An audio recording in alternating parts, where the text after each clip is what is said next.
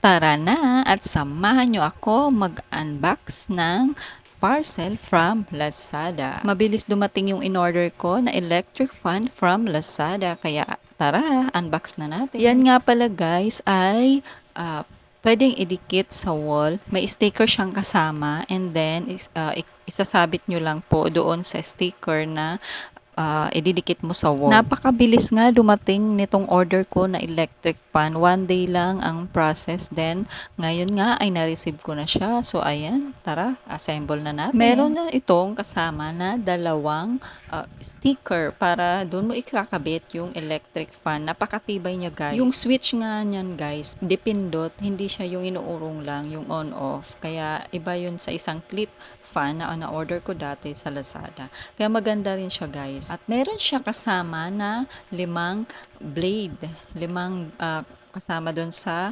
electric fan na yan. Ayan, ikakabit na natin siya. Napakadali nga lang niya i-assemble kasi plastic lang din yung blade niya at very matibay. Tama nga yung dating nitong electric fan na to dahil nasira nga yung isang electric fan namin kaya sobrang init. Kaya naman, inassemble ko agad para diretso kami sa wall. Malapit na natin matapos at itatry nga natin kung talagang malakas yung ikot nitong electric fan na to. Ayan, malapit na siyang matapos. Malapit na natin matry kung talaga bang matibay at malakas ang hangin. Ayan guys, itest muna natin. Kung gusto nyo nga palang umorder niyan, nasa comment section ang link. Ilalagay ko po. Click nyo lang po yung link and then direct na po kayo sa Lazada. Ayan guys, na-try na natin. Okay naman yung ihip ng hangin. Sulit naman yung 131 pesos.